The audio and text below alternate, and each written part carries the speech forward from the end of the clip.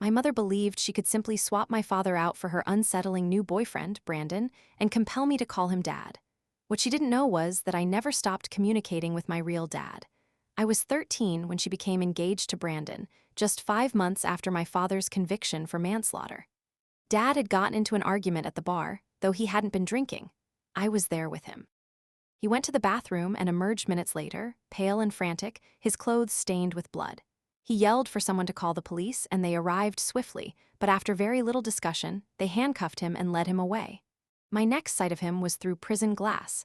None of it ever made sense to me. Violence was foreign to my father's nature. He maintained his innocence, and my mother's behavior after the verdict only deepened my doubts. She introduced Brandon into our home almost immediately. On his first day, she declared him my new father, stating that my actual dad was a monster, a killer I needed to cut ties with for my own safety. I was confused initially, but when, 5 months later, she announced their engagement and insisted I start calling Brandon Daddy, my conviction in my father's innocence solidified. It was around this time that Brandon's true nature began to surface.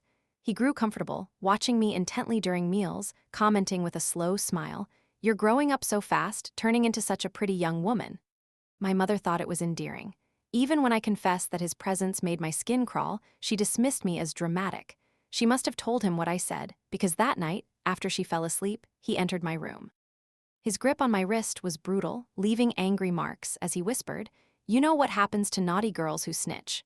Terror sealed my lips. I knew I could no longer trust my mother with the truth. I began harboring another secret. I started writing letters to my father, concealing them between textbook pages and mailing them from my friend's house. He wrote back through the prison email system to an account I'd created in secret. Things escalated one Thursday. I returned from school to discover my mother had changed my last name on all school records to Brandon's without consulting me. "You'll thank me when you're older," she said.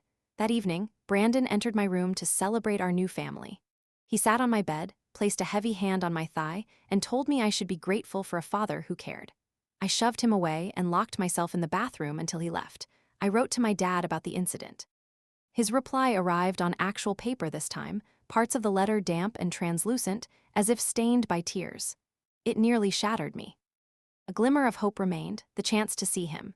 His birthday was approaching, and I begged my mother for a visit. I pleaded for just a few minutes, but she refused. Worse, she revealed that coincidentally, Brandon had tickets for a car show that same weekend and expected us all to go, even booking adjoining hotel rooms. When I insisted I wanted to see my dad, she erupted, calling him a killer. As I defended him, Brandon struck me across the face with the back of his hand. My mother watched, silent. I was forced to go on the trip. In the hotel, while I slept, the worst happened. Brandon slipped into my room, drunk, and this time his violation went far beyond a threatening touch. I felt utterly defiled and broken. Returning home felt like a funeral procession.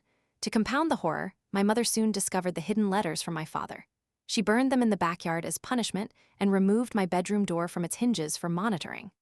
Brandon seized this new opportunity, standing in the doorway at night to watch me sleep. That was my breaking point. I sneaked into the school library after hours and sent a long, rambling, incoherent email to my dad, spilling everything in a numb haze.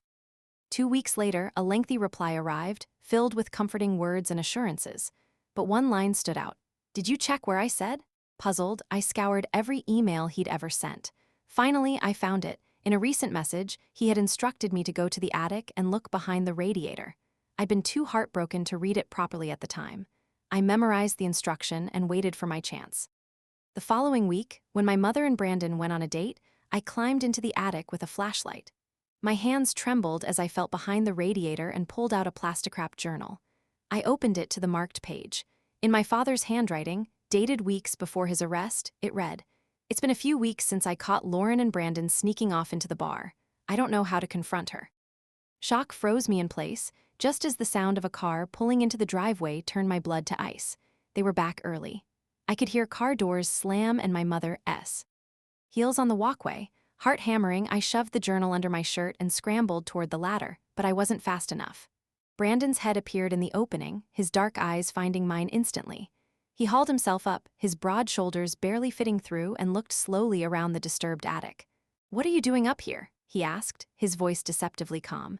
I claimed I was searching for old stuffed animals. He didn't believe me.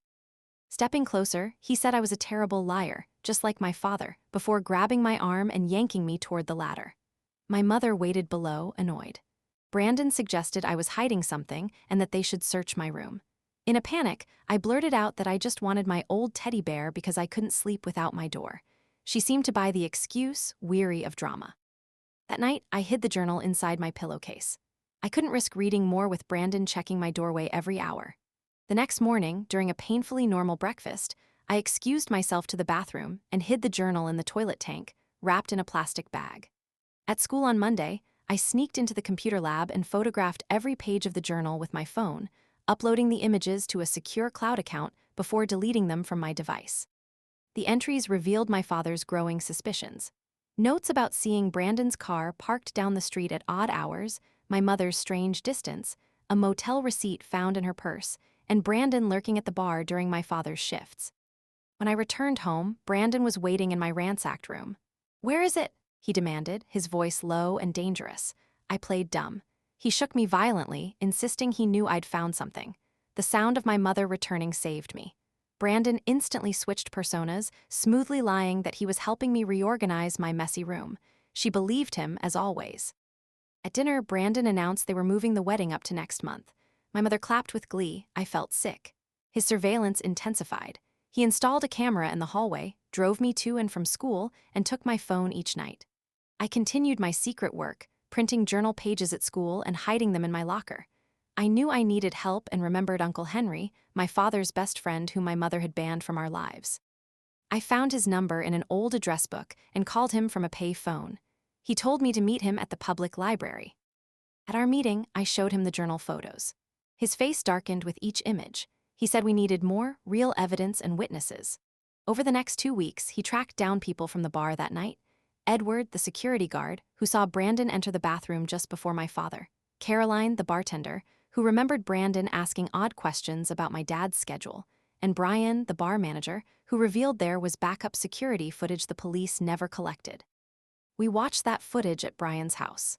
The timestamp showed Brandon entering the bathroom at 9:47 p.m., exiting at 9:51, and my father walking in at 9:52, emerging covered in blood at 9:53. It was devastatingly clear. Uncle Henry copied the footage. He warned me to act normal, but Brandon sensed a shift. One night, he sat on my bed, out of the camera's view, and threatened that if I didn't stop, accidents might happen to my mother. I reported this to Uncle Henry, who said we had to move faster. He decontacted my father's lawyer, who requested the original journal. That night, at 3 a.m., I retrieved it from the toilet tank. Brandon was waiting in the hallway like a specter.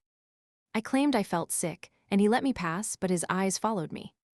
The next morning, my backpack had been emptied onto the kitchen table. Brandon was flipping through the journal, telling my mother I'd been writing disturbed fantasy stories, forging my father's handwriting to break them up. Horrifyingly, she believed him. She said I needed therapy, maybe a strict boarding school. Brandon's cousin ran out of state. The walls were closing in. At school, I broke down in Uncle Henry's truck. He assured me we still had the footage, but when I got home, Brandon had my phone. He de-guessed my cloud password and deleted all the journal photos, claiming copies would be worthless without the original to verify them. My mother informed me I'd be leaving for the boarding school on Monday. I managed to slip out Saturday morning while my mother shopped and Brandon showered. I ran to my friend Ashley's house and called Uncle Henry. When I returned home, Brandon was waiting. He dragged me inside by my hair and threw me against a wall, confessing everything in a furious rant. He deframed my father, murdered a man who witnessed him planting evidence, and planned to marry my mother for her life insurance. He detailed his entire scheme. Unbeknownst to him, I was recording every word on Ashley's phone. My mother walked in during his confession, having forgotten her wallet. She heard everything. Her face went white. Brandon tried to backtrack, but it was too late. She ordered him out, grabbing a kitchen knife when he refused. He left, threatening to ruin her with secrets from her past. After he slammed out, my mother collapsed. I showed her the recording. Overwhelmed with guilt and horror, she finally agreed to call the police. Uncle Henry arrived with the bar footage and witness statements. The detectives took our evidence seriously, especially Brandon's recorded confession. They issued a warrant, but he had fled. A patrol car was stationed outside our house. The next day, Uncle Henry called. Brandon had been spotted at a motel. Police arrested him and found the actual murder weapon, a knife kept as a trophy, in his car. Faced with overwhelming evidence, he eventually confessed in a plea deal, admitting to framing my father and other crimes across multiple states. My father's lawyer filed an emergency appeal, and the judge ordered his immediate release. After 8 months of wrongful imprisonment, my dad came home. The reunion was emotional and strained. My mother, consumed by remorse, moved out soon after. The divorce was swift, with my father getting full custody. Brandon was sentenced to life without parole after a trial that revealed his pattern of targeting vulnerable families. My father received a settlement, which he used to secure our future. He began therapy and found solace in work with Uncle Henry. I started seeing a therapist as well, slowly healing from the trauma. My mother eventually stopped trying to contact us and moved away. My father later began a relationship with Caroline, the bartender who had testified. They built a new, peaceful life together. I focused on school, eventually studying criminal justice with dreams of helping others. Brandon died in prison a few years later. The news meant nothing to me. He had ceased to exist in my world long before. On the porch the night before I left for college, my father told me he was proud of the person I'd become. We sat in a silence that spoke of survival and hard-won peace. Looking back, I sometimes wonder what would have happened if I hadn't found that journal, if I hadn't fought. But I did. And in the end, someone finally listened.